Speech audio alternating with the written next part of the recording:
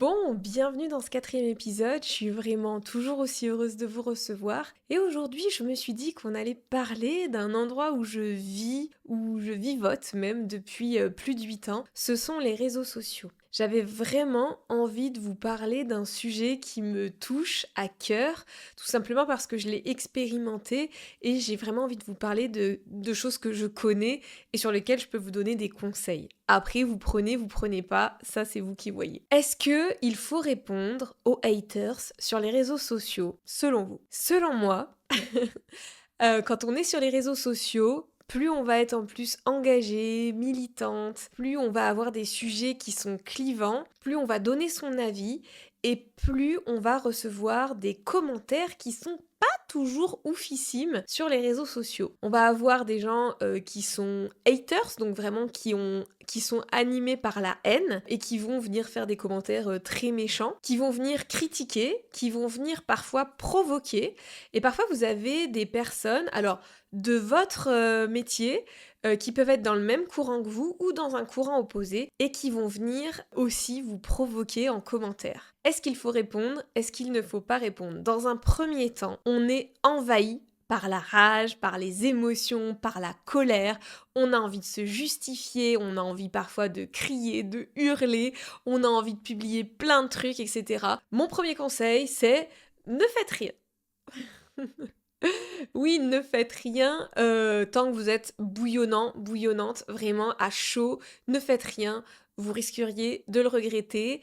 Et surtout, ça va rien vous apporter de bon derrière. C'est-à-dire que quand on commence à répondre à une personne qui nous a fait une critique parfois infondée, parfois non constructive, parfois qui vient juste mettre des choses méchantes, parfois qui vient provoquer et piquer pile là où ça fait mal, eh bien, en fait, si on commence à lui répondre et à se justifier, on le nourrit. C'est vraiment comme ça que je le vois. Ce genre de personnes, ils viennent parce que votre vie, le fait que vous veniez vous exprimer, vos valeurs, ce que vous pensez, ça l'irrite. Et en vrai, c'est son problème à lui ou à elle, mais il vient piquer sous vos commentaires pour vous faire réagir finalement. Et si vous réagissez, il va se nourrir de ça et il va vous emmener dans un terrain souvent qu'il connaît bien où il va vous faire perdre la tête. Il va surtout vous faire perdre de votre temps, de votre énergie et ainsi il va détourner votre temps où vous auriez pu créer d'autres contenus dans ce sens-là qui peuvent le déranger ou voilà le provoquer à lui, eh bien, il va vous faire perdre votre propre temps et votre propre énergie dans un conflit qui est stérile. Vraiment, ça va être des conversations stériles. Alors, je fais bien la distinction entre deux types de commentaires. Il y a les commentaires constructifs.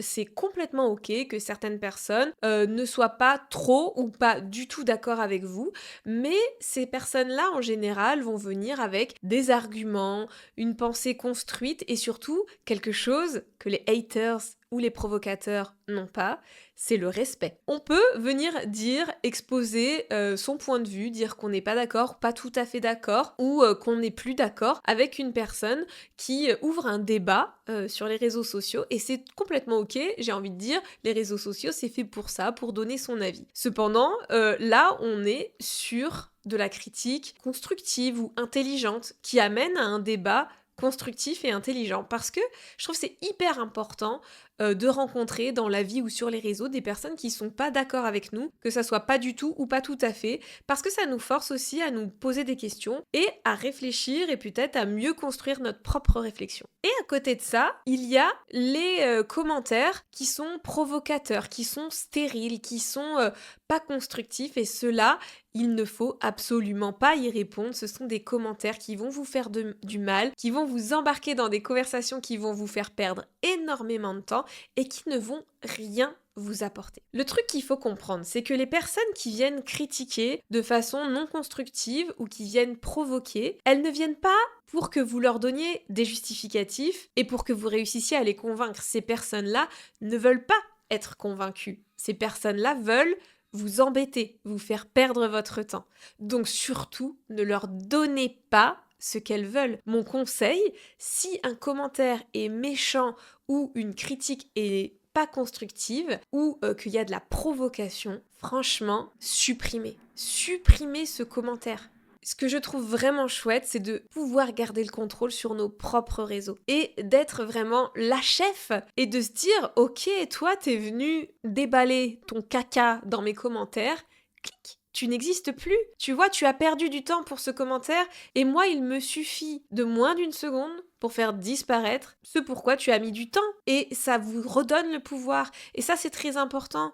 En fait, dans notre métier, il faut garder le contrôle et le pouvoir et ne surtout pas perdre son temps et son énergie avec des personnes qui ont juste envie de ça parce que finalement on les nourrit dans leur comportement et on ne veut pas faire ça. Ces personnes-là, en général, elles veulent avoir raison, elles veulent vous convaincre à vous, elles veulent pas que vous les convainquiez. Je reviens de loin, j'ai fait un burn-out et je peux vous le dire, l'énergie, c'est quelque chose de très précieux. C'est quelque chose de très précieux, la santé mentale aussi. Et les haters sur les réseaux sociaux ou les éducs qui vont venir vous provoquer parce que soit ils sont dans le même courant d'éducation que vous, mais ils sont pas d'accord avec vous et ils ont vraiment envie de vous lyncher, ça arrive, oui. Soit c'est du courant à côté, quoi, on va dire des méthodes plutôt tradies, etc. et qui veulent vous humilier aussi.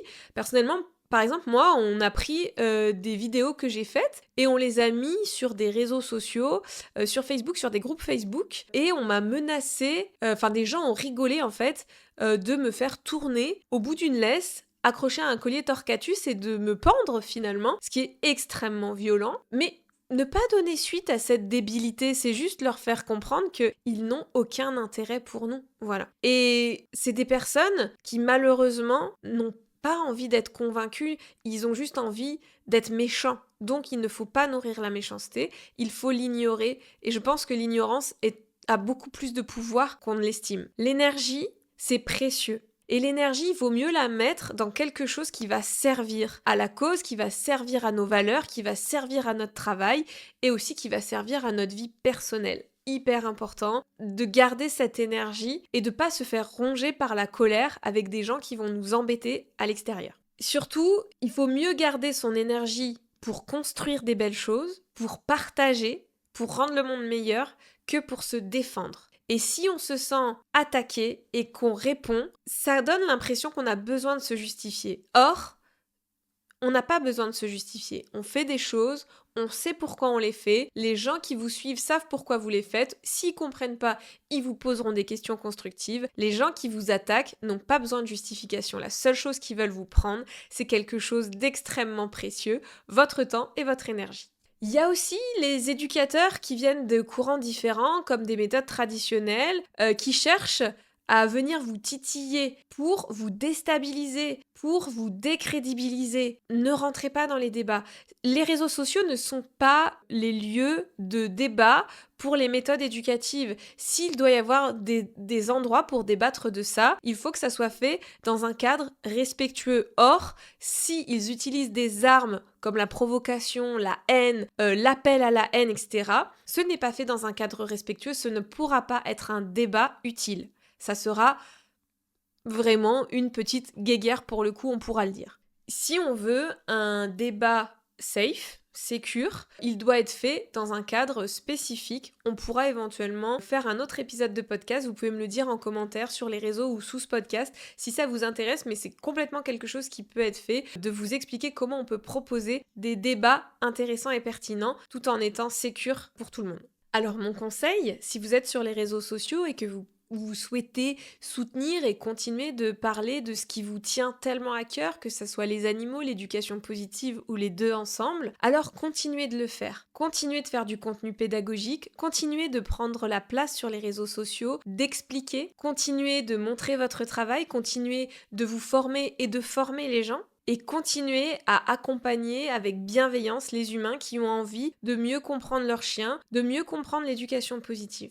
En conclusion à ce podcast, la seule chose que je veux dire, c'est que tout le monde ne mérite pas une réponse, que tous les commentaires ne mérite pas une réponse, que vous pouvez garder le contrôle, que vous pouvez aussi protéger votre énergie et votre temps en supprimant les mauvais commentaires. C'est vraiment quelque chose qui va vous préserver, qui va être très efficace pour votre business, pour vous, pour votre communauté aussi. Parce que parfois, c'est les gens entre eux qui peuvent commencer à se friter en commentaire de vos publications. Donc tant que c'est respectueux, vous pouvez laisser faire. Mais si vous voyez que ça part en vrille, protégez les gens aussi. C'est votre réseau, donc vous pouvez aussi supprimer ou bannir des personnes quand ça devient irrespectueux. Et d'avoir le contrôle comme ça sur quelque chose, c'est un petit peu notre petit univers à nous, nos réseaux sociaux. Eh bien, c'est hyper important de le faire. Tout le monde ne mérite pas une réponse, tout le monde ne mérite pas votre énergie, et le silence, c'est parfois la réponse la meilleure et la plus professionnelle.